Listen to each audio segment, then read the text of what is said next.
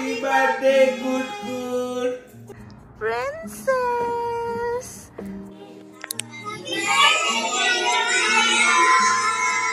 When it was my birthday, my teacher keep calling me birthday girl. Yeah.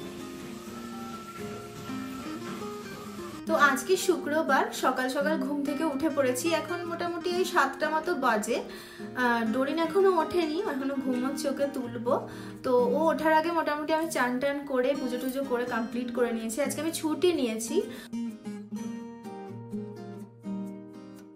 আজকে office থেকে ছুটি নেওয়ার কারণ হচ্ছে ডোরিনের জন্মদিন। যদিও ওর জন্মদিন আজকে নয়, ওর জন্মদিন হচ্ছে রবিবার, মানে 20 July.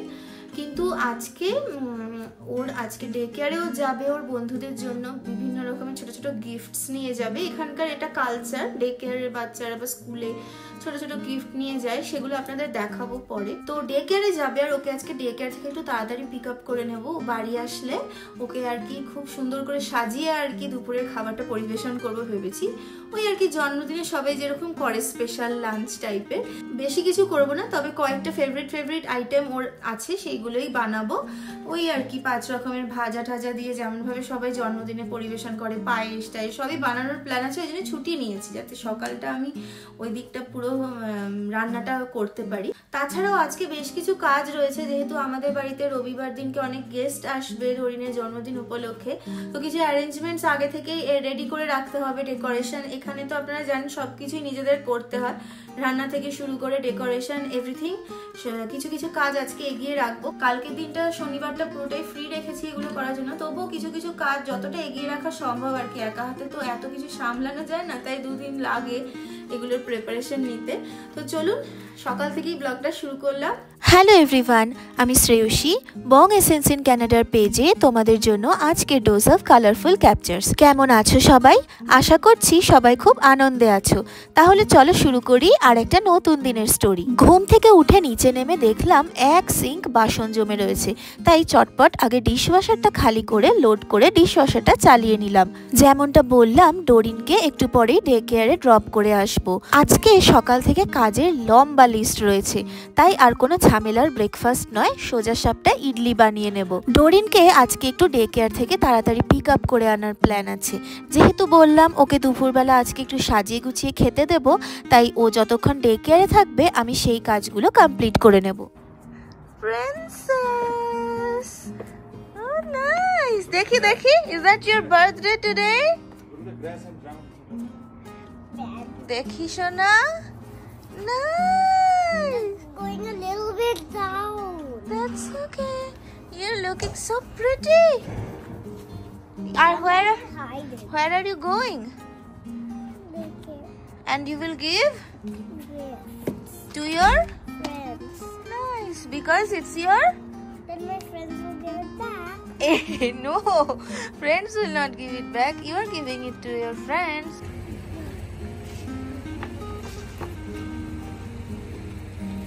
Turn here, turn this way, mama. Chalo.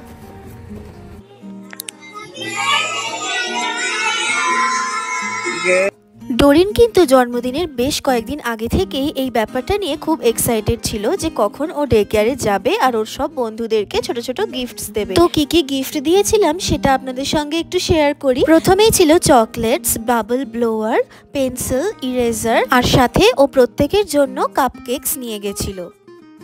চলুন, ডোরিন বাড়ি চলে এসছে আর ওকে খুব সুন্দর করে সাজিয়ে দিয়েছি। এবারে ওর লাঞ্চের থালাটাও সুন্দর করে সাজিয়ে দেওয়ার পালা।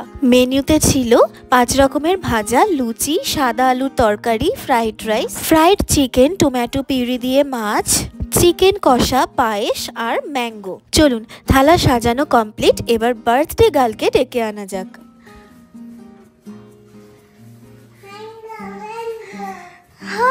That's your birthday lunch, mama. My birthday lunch. I told you I'll make some special birthday lunch for you. Like it? Do you like it? Okay. Khao, khao. Yummy?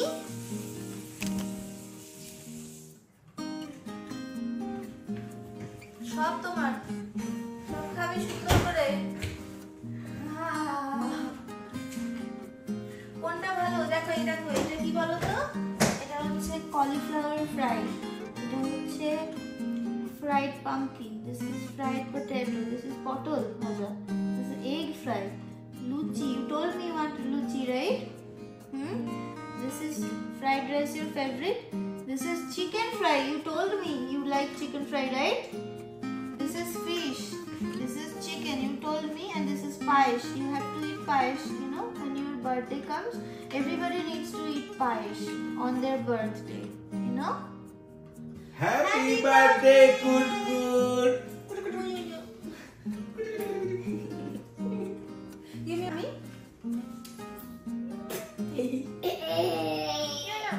তোমার হ্যাপি বার্থডে, তুমি 4 years. 4. 4 সব try করতে হবে কিন্তু সোনা। হ্যাঁ ভালো হয়েছে মাম্মা পটল ফ্রাইটা। Which one is your favorite among all? Tell me. Potal and mango. Potal and mango, luchi.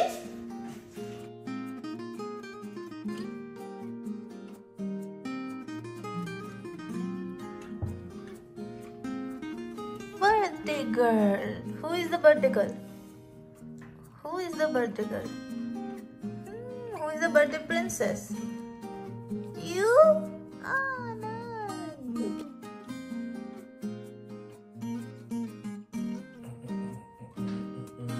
Nice. Yummy. Loved it. আরেকটু দি। তো ডোরিনের জন্মদিন উপলক্ষে বেশ কিছু বন্ধু বান্ধবদের বাড়িতে ইনভাইট করেছি, এই 20-22 জন মতন হবে। তো তার জন্য বেশ কিছু রান্না এখন আমাকে করতে হবে।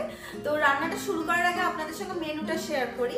তো ওর বার্থডেতে স্টার্টারে রয়েছে সামোসা, চিকেন মোমোস, মেন কোর্সে রয়েছে noodles, fried rice, gobi manchurian আর চিলি চিকেন, আর ডেজার্টে রয়েছে বেকড রসগোল্লা আর জিলাপি। তো এই পুরো আইটেমগুলোর মধ্যে কয়েকটা আইটেম আমরা বাইরে থেকে আনাচ্ছি, বাট বেশিরভাগই বাড়িতেই আমি বানাবো। তো রান্নাটা শুরু করতে হবে আগের দিন থেকেই, না হলে শেষ করা যাবে না। 20-22 জনের রান্না মানে বেশ ভালোই পরিমাণ মতো রান্না করতে হবে। তো চলুন রান্নাটা শুরু করি, আর আপনাদের সঙ্গে গল্প করতে করতে রান্না করব। My birthday is coming. আজ বিকেল থেকেই রান্না করাটা শুরু করে দিলাম। শুরু করছি চিলি চিকেন দিয়ে, তাই চিকেনগুলোকে ফার্স্টেই ছোট ছোট করে কেটে নিচ্ছি। দেবাশিস গেছে বাজারে, তাই ডোরিনকে আমি এখানে কিচেনে বসিয়ে এই কাজগুলো করছি। ডোরিন আবার একা একা একদম খেলতে চায় না। আর এই যে দেখুন চিকেনগুলো কাটা হয়ে যাওয়ার পরে ম্যারিনেট করার জন্য ডিম যেই দিতে এসেছি সে চলে এসেছে, সে নাকি আমাকে হেল্প করবে। তো এবারে চিলি চিকেনটার মধ্যে ডিম, নুন, গোলমরিচের গুঁড়ো, লঙ্কার গুঁড়ো, কর্নফ্লাওয়ার, অল্প একটু ময়দা আর জিঞ্জার গার্লিক পেস্ট দিয়ে ভালো করে ম্যারিনেট করে আধ ঘন্টার জন্য রেখে দেবো। যা কথা বলতে বলতে জিঞ্জার গার্লিক পেস্টটাই দিতে ভুলে যাচ্ছিলাম, এক্ষুনি গন্ডগোল হয়ে যাচ্ছিল। যাই হোক ম্যারিনেশনটা রেডি। এবার কিছুক্ষণ পর চিকেনগুলোকে তেলে ডিপ ফ্রাই করে তুলে রেখে দেব। আমার যেহেতু 20-22 জনের চিলি চিকেন, তাই আমাকে মোটামুটি 2-3টে ব্যাচে এই চিকেনগুলোকে ফ্রাই করতে হয়েছে। চিলি চিকেনে মোটামুটি চিকেনটা ম্যারিনেট করা, সবজি কাটা আর চিকেনটা ফ্রাই করাটাই মেন। এই স্টেপগুলো হয়ে গেলে লাস্টে সবকিছু একসঙ্গে অ্যাসেম্বল করে সসে টস করে নিলেই তো চিলি চিকেন রেডি। আর চিকেনটা ভাজার সময় খেয়াল রাখতে হবে এখানেই যেন চিকেনটা অলমোস্ট কুক হয়ে যায়। চিকেনটা ভাজা হয়ে গেলে কড়াইতে দিয়ে দিলাম বেশ খানিকটা চপড জিঞ্জার আর গার্লিক, আর এগুলোকে ভালো করে ভেজে এবারে দিয়ে দেব পেঁয়াজগুলো, আর তারপরে দিয়ে দেব চৌকো করে কেটে রাখা কালারফুল ক্যাপসিকামগুলো। আর এই সব কিছুকে খুব ভালোভাবে সতে করে নেওয়ার পরে দিয়ে দেব চিলি সস, টমেটো সস আর সয়া সসের মিশ্রণটা। এরপর বেশ কয়েকটা কাঁচা লঙ্কা স্লিট করে দিয়ে দিলাম। ব্যাস এরপরে চিকেনটা দিয়ে ভালো করে সবকিছু মিশিয়ে নিলেই রেডি হয়ে যাবে চিলি চিকেন। আমার কাছে এর থেকে বড় কড়াই ছিল না বলে আমাকে এই চিলি চিকেনটা 2 ভাগে বানাতে হয়েছে। লাইক দ্য সেম ওয়ে আমি আরো একটা ব্যাচ বানিয়েছি, তারপরে এই ফয়েলের বক্সে ঢেলে ঠান্ডা করে অ্যালুমিনিয়াম ফয়েল দিয়ে ঢেকে ফ্রিজে রেখে দেবো। যাই হোক চিলি চিকেন বানানো তো হলো, এরপরে বানাবো চাউমিন বা নুডলস। নুডলস বানানোর জন্য মেন যেটা লাগে সেটা হচ্ছে সবজি। সবজি কাটাটাই কিন্তু নুডলসের মেন, তাই প্রথমেই আগে সবজিগুলো কেটে নিচ্ছি।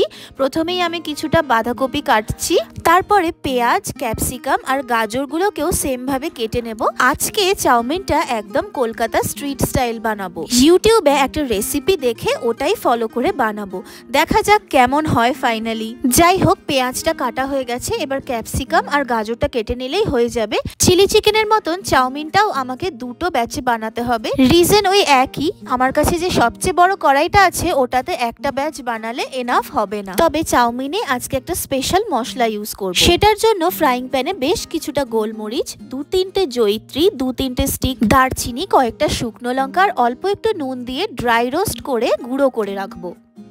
What are we gonna make now, Mama? Noodles. And your friends will come tomorrow? Let's eat them. Yes. Chalo, chalo, let's make it. Chow mein বানানোর আগে খেয়াল রাখতে হবে সব কিছু যেন একদম রেডি থাকে, কারণ চাউমিনেও কিন্তু সেম সবজিগুলো বেশি ভেজে ফেললে সেটার কিন্তু আর টেস্ট থাকে না। প্রথমেই তেলে একে একে সব কেটে রাখা সবজিগুলোকে দিয়ে দেব বেশ কিছুটা চপড জিঞ্জার আর গার্লিক, আর তারপরে নুন দিয়ে এটাকে ভালো করে সতে করে নিতে হবে। দেখবেন যাতে সবজিগুলো একটু গোটা গোটা থাকে। বাঁধাকপিটা কিন্তু আমি একটু পরে অ্যাড করব, কারণ বাঁধাকপিটা তাড়াতাড়ি সেদ্ধ হয়ে যায়। তাই গাজরটা আবার দিতে ভুলে গেছিলাম, তাই কিছুক্ষণ পরে গাজরটা অ্যাড করে দিয়েছি। বাট যাই হোক, সবজিগুলো কিন্তু সব ভাজা হয়ে গেছে। এরপরে জাস্ট নুডলসটা দিয়ে সবজিগুলোর সঙ্গে ভালোভাবে মিশিয়ে ওপর দিয়ে ছড়িয়ে দেব সয়া সস, আর ওই যে সেই গুঁড়ো মশলাটা বানিয়ে রেখেছিলাম ওইটা দিয়ে দেব। ব্যাস, এইবার সবকিছু ভালোভাবে মিশিয়ে নিলেই কিন্তু চাউমিন রেডি। বিশ্বাস করুন, চাউমিনটা এত ভালো হয়েছিল যে কি বলবো। এই মশলাটার জন্য এটার টেস্টটা কিন্তু একদম দোকানের চাউমিনের মতন হয়েছিল।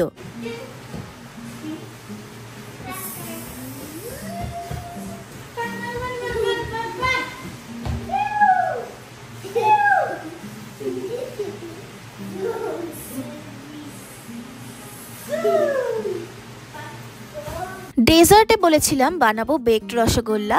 এটার রেসিপিটা যদিও আমি অনেকবার শেয়ার করেছি আগে, তাও আরেকবার বলছি। রসগোল্লাগুলো বাইরে থেকে কিনে এনেছি, আর ক্ষীরটা আমি বাড়িতেই বানিয়ে নিয়েছি। ক্ষীরটা বানানোর জন্য দুধের মধ্যে কেশর, এলাচ গুঁড়ো আর কনডেন্সড মিল্ক ইউজ করেছি।